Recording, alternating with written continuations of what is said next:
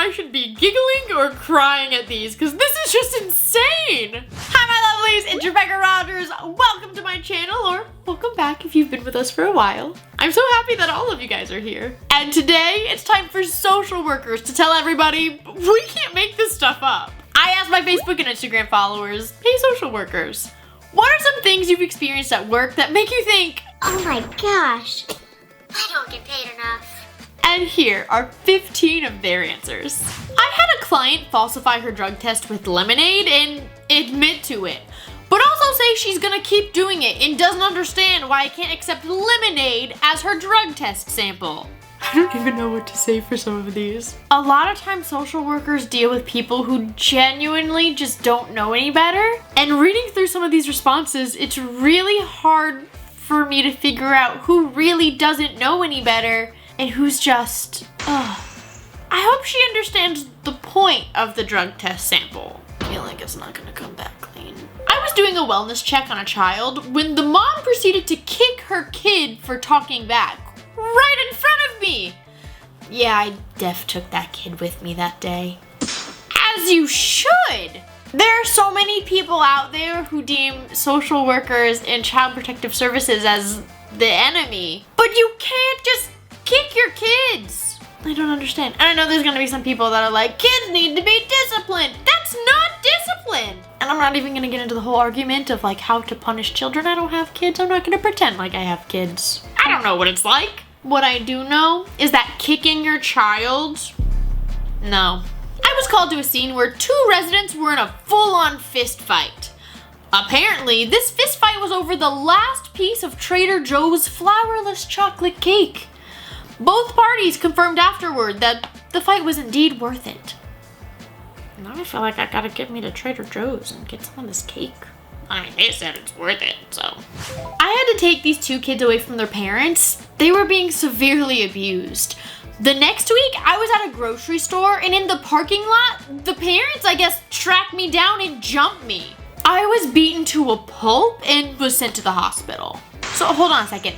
You abuse your kids to the point that they're taken away from you and it's someone else's fault? And you think that showing more acts of violence is gonna get them back? This is why your children were taken away. I'm not even gonna pretend to begin to understand the pain of losing your children to CPS. But having been a teacher and reporting numerous times to CPS when I know kids were abused, I know the severity of how much abuse needs to be taking place for CPS to actually do that. I've seen plenty of times where kids probably should have been taken and they weren't. And I don't say that lightly. I had a child whose stepfather said he was going to unalive her. I had a boy whose mom planted prescription pills in his bag and then later called the police saying he had intent to distribute. I've seen some crazy stuff. All the CPS saying, oh, we don't even need to investigate. So if they took the kids out of that home, that is no one's fault but the parent. I have a client who is an old man who doesn't really understand technology, who told me his landlord was gonna fax me over an email. I asked, which is it? Is he gonna fax me something or email me something? His response was, yes, he's gonna fax over the email. Oh, poor thing, he just didn't know. I had an older colleague who really just did not technology well. And when I tell you an older colleague, I mean he taught for over 40 years. 40 years and is still teaching. I told him he could come to my room and online learning whenever he needed to. Bless his heart, he's the kindest human. So I feel that. I know it makes you giggle, but they really don't know, they didn't grow up with this stuff. My first placement was in an elementary school in an area with a very high African American and Hispanic population. I was doing an exercise to help my behavioral kids know how to recognize emotions. Each of them received a sheet of blank faces. One of my kids drew a face resembling Lil Wayne, like to a T. I asked him, hold on, is that Lil Wayne? The student says, Miss, how do you know who Lil Wayne is? You're white. I couldn't help but laugh and I said, I know who people are, but Lil Wayne isn't even an emotion. The student said, miss, Lil Wayne is an emotion. Have you never heard his music before? Touche, kid, touche. Kids say the darndest things sometimes. It just makes me laugh. That was funny. I enjoyed that one. Music does speak to your soul, though.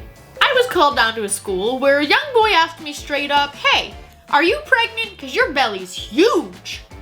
I told him, that's not a very nice thing to say or ask, that he should consider what he's asking if the woman isn't pregnant. He said, "Okay, so are you pregnant or just fat?" Sometimes these kids are so literal. They say things and they don't even realize how it hurts people's feelings. I remember when I was first learning how to eyeshadow. I'm still not very good at it. As you can see, I'm taking a break from it. But when I was first learning, I went to school with my eyeshadow done, and I remember a kid was just looking at me like, "What's on your face?" I was like, "Oh, it's just a little bit of eyeshadow." It wasn't even a crazy look or anything. And her response was just, "Oh, okay." and I just wanted to crawl in a hole. They say what's on their mind and they're brutal. They'll find that one thing that you're insecure about and just hone in on that. I worked in a skilled nursing unit and there was so much ridiculousness. The latest is I'd been running around all day and was in front of the nurses' stations where a lot of residents with dementia hang out so that we can keep an eye on them. One lady literally stuck her foot out as I was running by. I look at her and say, "Hey, Miss Lady, you trying to trip me?" She laughed at me and said, "Well, you need to slow down." "So you tried to trip her?" Look, dementia is a beast of an illness. I currently have an aunt in hospice with dementia. It's not fun. But I'm having a hard time using dementia as an excuse to try and trip somebody. I'm not a doctor or any kind of medical professional at all. I think that was just a jerk move. What if she fell? I supervise visits between children and their parents behind a one-way mirror. During one visit, the mom was super out of it, but we still went ahead with the visit anyways. The daughter stood in front of the one-way mirror with her hands digging in the back of her pants. She pulled her hand out of her underwear, looked at what was in her hand, and wiped all the brown stuff down her trousers. Without even looking over, the parent, who was semi-conscious on the couch, asked the daughter to feed her Skittles. And she did, without washing her hands first. And that's what they did for the rest of the visit. I couldn't help her out. I couldn't just tap on the glass and be like, "Hey, hon, maybe we should go wash your hands." No, nothing. I feel sick. I was called down to a school to do an assessment for an aggressive student. The administrator was filling me in on some of his background, which included violence towards the female teachers. Well, the kid cut him off right there and said, "Whoa, whoa, whoa, I'm not sexist, I'll hit anybody." I told you, these kids just say what's on their mind. They don't hold anything back. If you're gonna be violent, at least you're not sexist while you're doing it. Why are you gonna hit anybody? I'm telling you, some of these, I don't know whether to laugh or cry. I was driving a client to an appointment and he just randomly put a firework out of his bag and lit it in my car. I was able to pull over just in time to grab it and chuck it out the window when it exploded and set the nearby grass on fire. I had to take my water bottle and dump it out so that the fire didn't grow. His reasoning? He likes fireworks and thought it would be a cheerful start to the morning. What? A cheerful start to the morning? You can't convince me that he's done this before because he's still alive. What made this be the day that we had to use fireworks to start our morning? What was significant about this day? Because I'm just trying to figure out if this was an on purpose, oh, I'm gonna get her good kind of thing, or if this was a genuine he didn't know any better. What do you think? I have so many questions about this. I want to know what you think about that one. I had a client come to the clinic after a bad car accident to get his methadone. And when I mean after, I mean right after. He walked from the car that just crashed to the clinic first because he didn't want to skip his dose. Dude was covered in blood. That shows you the monster that is addiction, and that's heartbreaking. We had a phantom pooper poop in the employees only section of our office. One dude tried convincing everyone that one of our clients was somehow sneaking in and doing it. So we put up cameras and found it was the dude blaming it on the clients. What? he ended up resigning. What sane grown individuals like, you know what?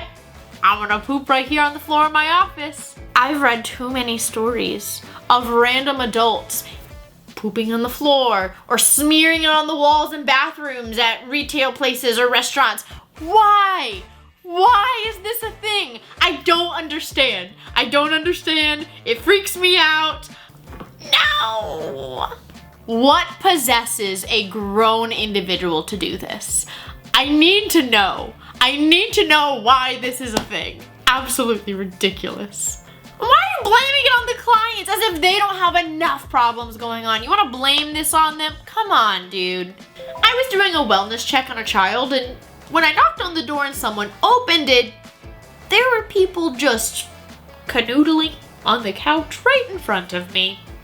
The person at the door didn't even bat an eye and just asked what I wanted. They told me the kid was at a friend's house, and once I confirmed it, I hightailed it on back to my car and got out of there. That's none of my business. My client failed his drug test, which was one of his parole requirements.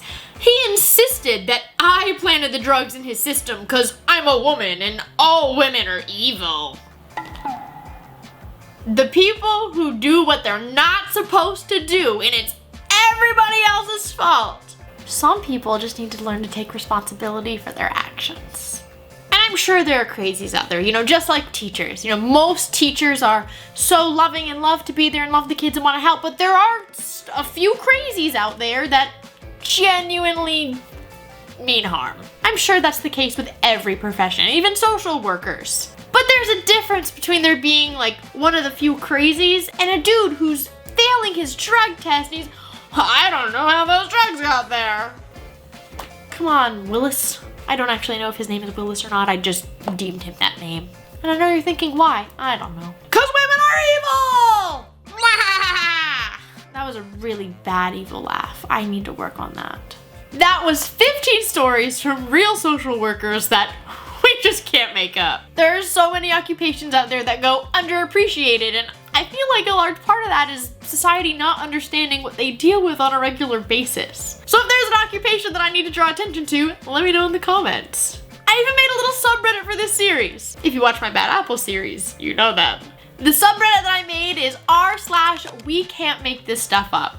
If you also watch my Bad Apple series, you know I'm still learning how to use Reddit. But I'm hoping to make posts for different occupations and collect stories and let you guys share your experiences to either share with the world or maybe even be a part of this series. I genuinely believe that the first step to the world getting along is understanding each other, and we do that by sharing what our experiences are. But thank you for joining me. I hope you guys have a fabulous rest of your day. If it rains today, I hope it doesn't downpour until after you make it back to your house. Thank you guys, and I'll see y'all next time. Bye, my lovelies. Mwah.